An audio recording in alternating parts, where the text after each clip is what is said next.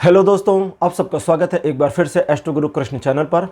आज मैं आपके लिए लेकर आया हूँ ईशावास्य उपनिषद का चौथा सूत्र।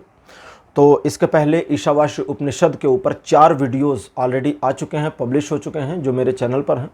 अगर आप डायरेक्टली आज इस वीडियो पर आए हैं, जो 5वां वीडियो है चौथे सूत्र के लिए, तो नीचे डिस्क्रिप्शन में बाकी 4 के लिंक दिए गए हैं, आप उसको देख सकते हैं और लाभ उठा सकते हैं।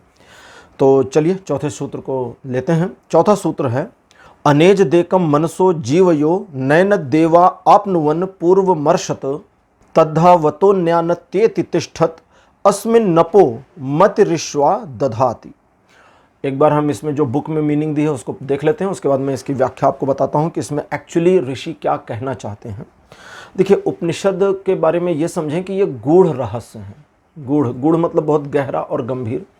कुछ बड़ी गंभीर बातों को चूँकि एक साधारण भाषा में कहा जाना था, तो छोटे शब्दों में या सीमित एक कॉन्सेंट्रेटेड वे में इसको कहा गया है। जैसे इसमें कहते हैं, वे परमेश्वर अचल एक और मन से भी अधिक तीव्र गति युक्त हैं, सभी के आदि ज्ञान स्वरूप या सबके जानने वाले हैं। इन परमेश्वर को इंद्र आदि देवता भी नहीं जान सके हैं।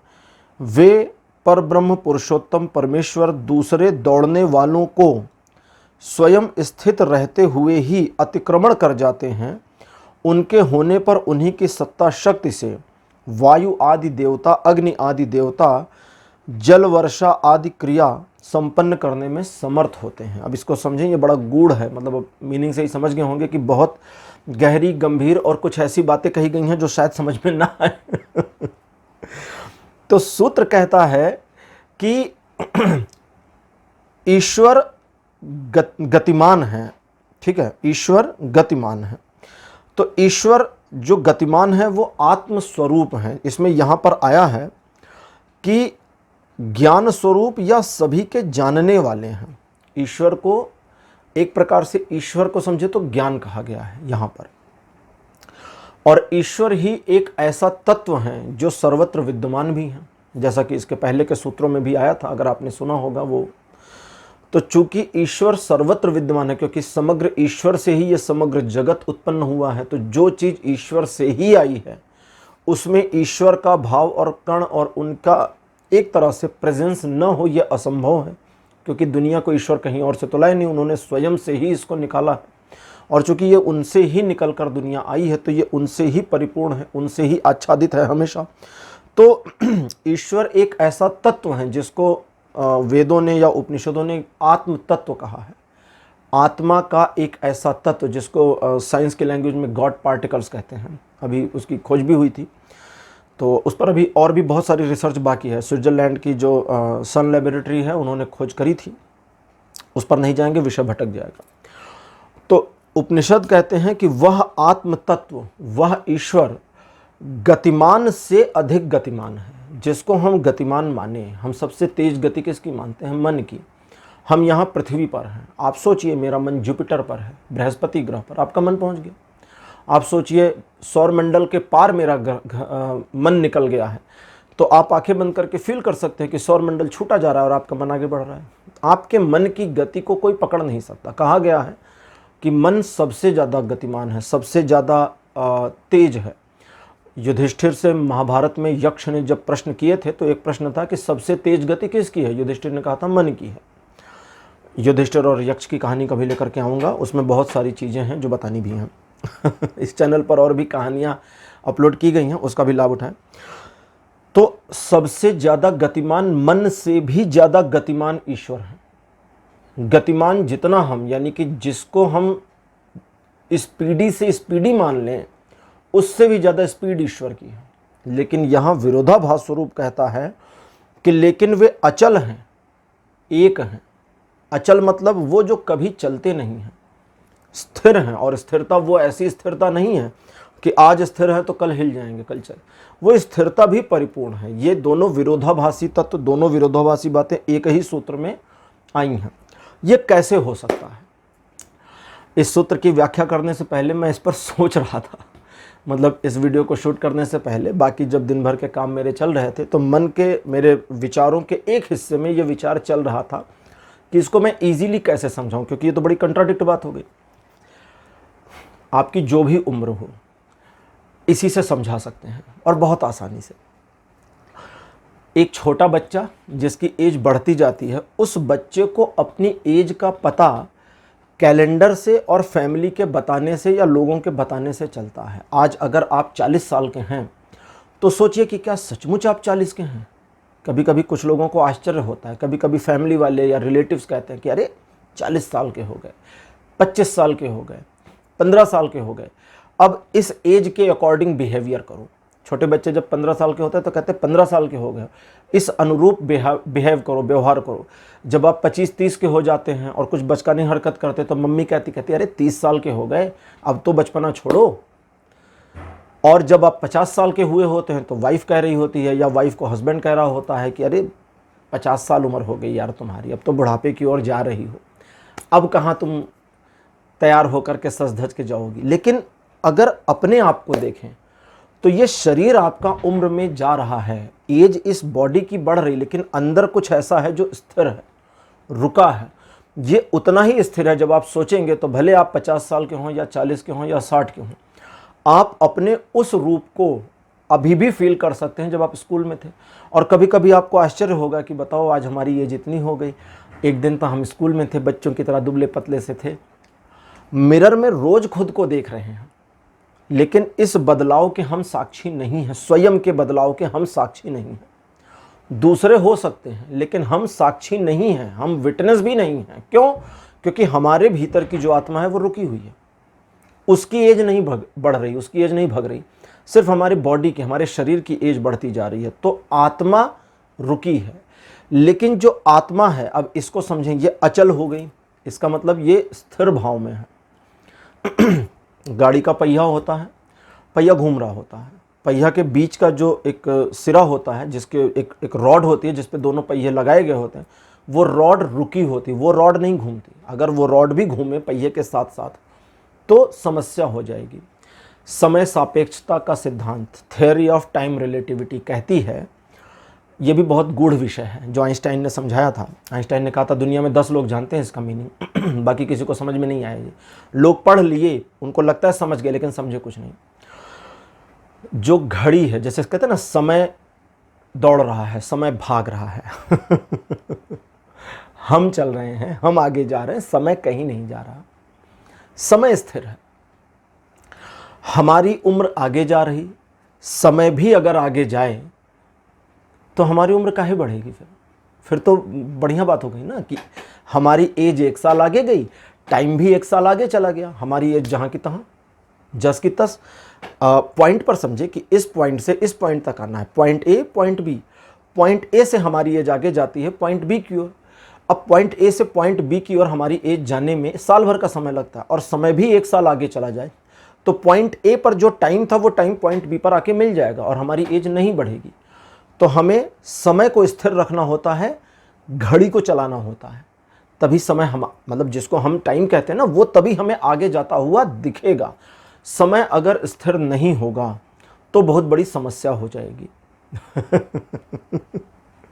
ये मुझे बड़ा मज़ेदार लगता है उपनिषदों के बारे में कि ये ऐसी बातें करते हैं जो कभी कभी हमारी नॉलेज, हमारे ज्ञान के बाहर की चली जाती है चीज़ें। जैसे स्वामी विवेकानंद का एक इंसिडेंट है, उन्होंने कहीं पर कहा था कि एक फिलोसफर थे इमैनुअल कांट, उनके बारे में पूछा गया था तो उन्होंने कहा था देखिए इमैनुअल कांट ने तो ये प्रूव कर दिया था कि we never ever cross the limit of our brain. हम अपने ब्रेन की जो लिमिट है उससे आगे नहीं जा सकते। हमारा दिमाग जहाँ तक सोच सकता है, जहाँ तक थिंकिंग और थॉट चल सकते, उसको हम क्रॉस नहीं कर सकते, अतिक्रमण नहीं कर सकते।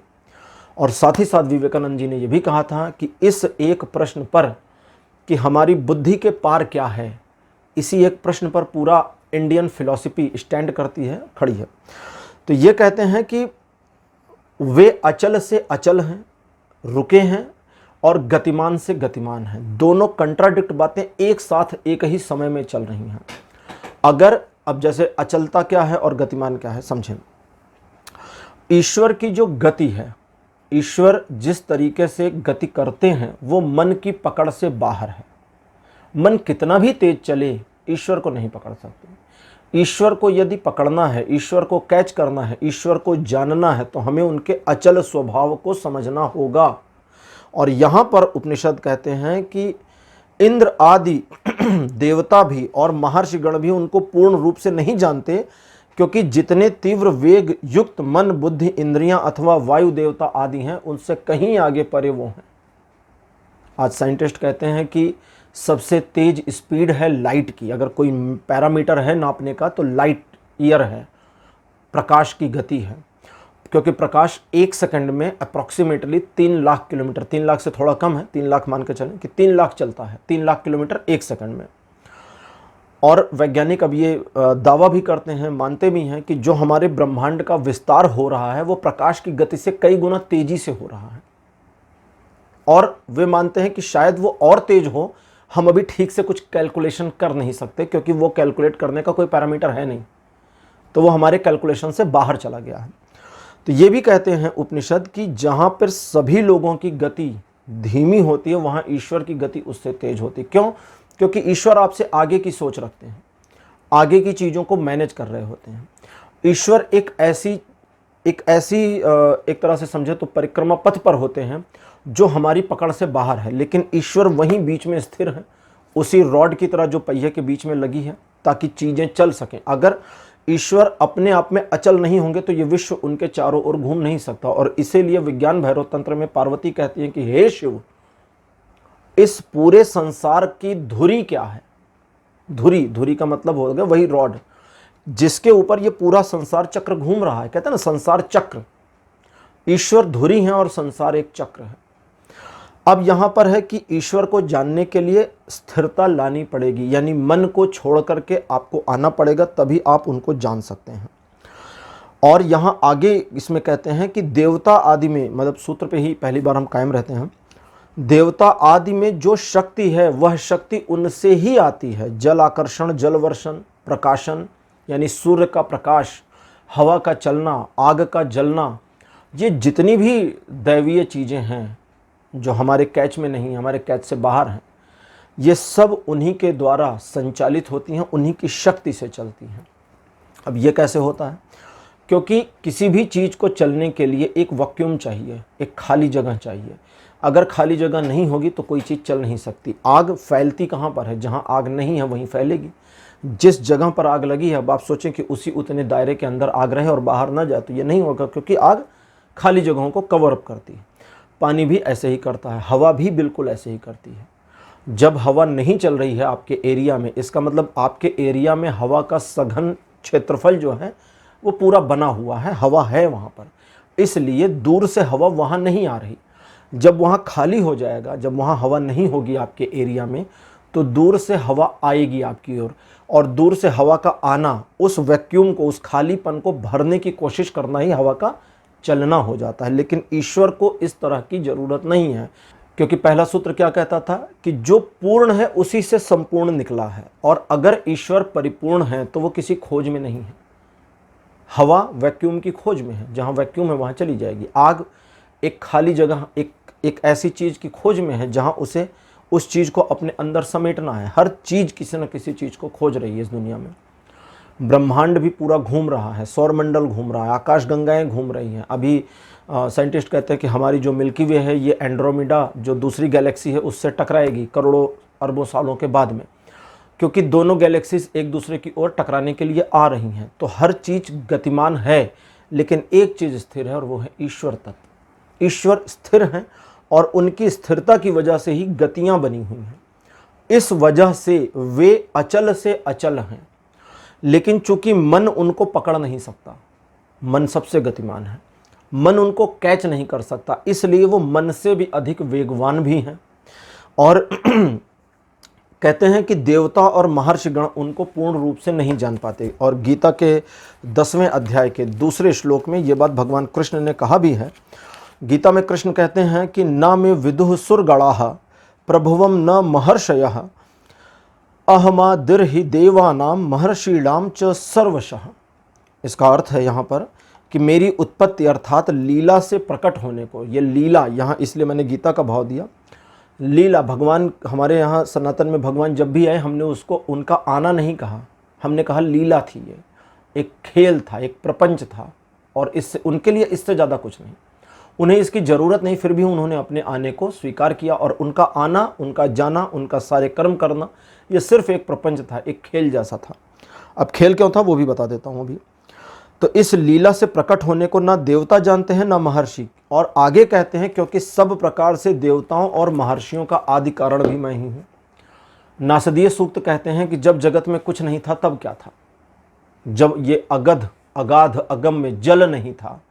क्योंकि अब नासदीय सूक्तों के बारे में जैसे आपने कभी सुना होगा ना कि कहते हैं कि बहुत बड़े बड़े साइंटिस्ट हैं जो हमारे वेदों का अध्ययन करते हैं। नासदीय सूक्त वेदों से लिए गए हैं। नासदीय सूक्त में है कि जब यह अगध अगाध जल नहीं था तब क्या था। अब ये अगध अगाध जल यानी कि ये जो एक्सट्रीम वाटर जिसको हम पानी मानते हैं, जो जीवन की धारा है, जब ये भी नहीं था तब क्या था। और इसके बारे में उन्होंने क्यों कहा। नासदीय सूक्त तो कह सकते थे जब सौरमंडल नहीं था तब क्या था, ब्रह्मांड नहीं था क्या था। उन्होंने जल की उपमा क्यों दी, क्यों, क्योंकि साइंटिस्ट, अगर आप साइंस पढ़ें तो आपको पता चलेगा कि हमारा जो सूर्य है उससे पुराना है पानी जो हमारी पृथ्वी पर मौजूद है, जिसे हम और आप पीते हैं, जो वाष्पीकृत होकर परिशुद्ध होकर वापस आ जाता है। सूर्य से पुराना है, कुछ भी खत्म नहीं होता। यही उठता है, यही बादल बनता है और यही बरस जाता है, फिर उठता है, फिर बादल बनता है और फिर बरस जाता है। कहीं जाता नहीं है पृथ्वी को छोड़ करके। और न पृथ्वी पर पानी का कोई और सोर्स है कि कहीं से वाटर पंप लगा है कि आ जाए। ठीक, यहीं का पानी यहीं पर रिसाइकल हो रहा है। और ये पानी सूर्य से पुराना है, पृथ्वी को तो छोड़ ही दीजिए, पृथ्वी से पुराना सूर्य, सूर्य से पुराना है पानी हमारा। तो इसीलिए इस चीज़ को समझे। अब यहाँ पर है, जैसा मैंने अभी कहा था कि ईश्वर उनसे भी आदि हैं। कैसे हैं? जब कोई देवता नहीं थे तब कौन था, जब कोई देवता इत्यादि नहीं थे तो कौन थे। और ये बात देवता नहीं जानते। क्यों? क्योंकि देवताओं का तो प्रादुर्भाव ही सृष्टि के बाद हुआ है, तो उनको कोई नहीं जानता। लेकिन यहां पर उनकी ही शक्ति से सब कुछ संचालित होता है, सूत्र कहता है। क्यों? क्योंकि उनकी शक्ति अगर बीच में ना हो, हर आत्मा परमात्मा का स्वरूप है। आत्मा परमात्मा से निकली, हमारे भीतर, हमारी बॉडी के अंदर उनका ही तत्व है जो स्थिर है। अभी मैंने आपको बताया कैसे स्थिर है। आप इस चीज़ को कैच कर सकते हैं कि आपकी उम्र बढ़ रही है, आप अपने अंदर की वो स्थिरता को महसूस करते हैं। आप एडॉप्ट कर लें कि आप 40 साल के हो गए, आप एक्सेप्ट कर लें, मान लें कि हाँ जी अब आप 50 साल के हो गए, घर में बच्चे की शादी हो गई, बहू आ गई, अब आपको खांस करके आना चाहिए कमरे में। तो ये आपने मॉडिफिकेशन किया। ठीक है, आप अभी भी वैसे ही हैं, उतने ही बच्चे हैं जितने आप 10 साल की उम्र में थे या 15 साल की उम्र में थे। 50 साल की उम्र होने से कोई फ़र्क नहीं पड़ गया। उम्र 55 की दिल बचपन का, ये यूं ही नहीं कहा गया। उसका रीज़न यही है कि आपका दिल सचमुच बचपन में ही रहता। आप वही व्यक्ति हैं जो छोटे से बालक थे, कुछ बदला नहीं है। सिर्फ क्या बदला है? आपकी बॉडी का स्ट्रक्चर, आपके चेहरे पर झुर्रियाँ, ये सारी चीज़ें बदल रही हैं। तो बदलाव बाहर है, भीतर नहीं है। भीतर स्थिर है, और भीतर की स्थिरता को ही समझने के लिए मन को ड्रॉप आउट करना पड़ेगा, तभी ईश्वर को समझेंगे। अगर आप एक गाड़ी में बैठे जा रहे हैं और रास्ते में कोई फूल है, आप उस फूल को देख के निकल जाएंगे, आपको पता भी नहीं चलेगा फूल क्या था, कैसा था। उसे देखने के लिए रुकना पड़ेगा, देखना पड़ेगा, समय देना पड़ेगा, तभी आप उसकी महत्ता को, उसकी खुशबू को, उसके सौंदर्य को समझ सकते हैं। तो ईश्वर को भी समझने के लिए उनके गतिमान स्वरूप से अलग हटकर, चूंकि गतिमान है, अब यहां कहते हैं कि ईश्वर मन से गतिमान। अगर आप सोचें कि हम ईश्वर को दौड़ के पकड़ लें, कुछ करके पकड़ लें, तो कुछ करके नहीं पकड़ सकते। जब आप कुछ ना करने की स्थिति में आते हैं तब ईश्वर से साक्षात्कार होता है। जब चीजें थमती हैं, जब चीजें रुक जाती हैं। एक योगी तपस्या करता है, कहते तपस्या से ईश्वर प्रसन्न होकर आ जाते हैं। तो तब तो चल रहा होता है ना, और वो गतिमान है। लेकिन जब उस तपस्या में एक स्थिरता, एक स्थिरता आ जाती है, जब लौ हिलना बंद कर देती है, तब ईश्वर का एक तरह से प्रकटीकरण हो जाता है, वे सामने आ जाते हैं। भगवान बुद्ध के बारे में भी यही है। जब तक ज्ञान को खोज रहे थे तब तक नहीं मिला, 12 साल तक नहीं मिला, जंगल जंगल भटके, गुरु भटके, बहुत सारे गुरु बनाए उन्होंने। और फिर एक रात वो सो गए और उन्होंने फील किया, उन्होंने सोचा कि ठीक है यार, अब नहीं चाहिए ज्ञान, मुझे नहीं चाहिए भाई, बहुत हो गई इसकी खोज। और उसी रात उनको ज्ञान मिल गया। तो ईश्वर को गतिमान होकर नहीं, अचल होकर के पाया जा सकता है, और अचलता के लिए आत्मभाव को समझना होगा। जब तक आत्मभाव को नहीं समझेंगे, आत्म तत्व को नहीं जानेंगे, उनको नहीं जान सकते। और उसका रीज़न यही है कि जो बाहर का हिस्सा है बदलाव वहाँ है, भीतर के हिस्से में बदलाव नहीं है। और उपनिषद इसी बात की एक तरह से पड़ताल करते हैं और इसी की विवेचना कर रहे होते हैं। लेकिन उपनिषदों में जो चीज़ कही गई है उसे समझने के लिए आपको अपने भीतर भी झांकने की ज़रूरत है। अगर आप, इसीलिए कहते हैं ना कि मेडिटेशन करिए, और कई बार मेडिटेशन में कहा जाता है कुछ मत करिए, शांत रहिए। ध्यान करिए तो शांत रहिए। मन को विचार शून्य करने की कोशिश करना भी मन को पकड़ने का है। छोड़ दीजिए मन को, ना जाने दीजिए जहाँ जा रहा है, सिर्फ अपने आप को कैच करिए। जब आप अपने अंदर के आत्म तत्व को कैच कर लेंगे तो बहुत कुछ जुड़ जाएगा। जो लिंक टूटा हुआ है, मन दौड़ रहा है, तो मन ने उस लिंक को तोड़ दिया है। और जब आत्म तत्व से जुड़ते हैं तो वो जुड़ाव हो जाता है और बहुत कुछ घटित हो जाता है। तो आज के लिए इतना ही। इस सूत्र पर आज विराम लेंगे। अगले दिन यानी दूसरे दिन 5वां सूत्र लेंगे। तो मुझसे जुड़ने के लिए, ये वीडियो देखने के लिए और मेरे साथ बने रहने के लिए बहुत बहुत धन्यवाद। इस चैनल को सब्सक्राइब जरूर करिए, वीडियो को लाइक करिए और इस वीडियो को शेयर करिए अपने जान पहचान के लोगों में, ताकि वे भी थोड़ा लाभ उठा सकें। अगले वीडियो में फिर मिलूँगा। Bye bye.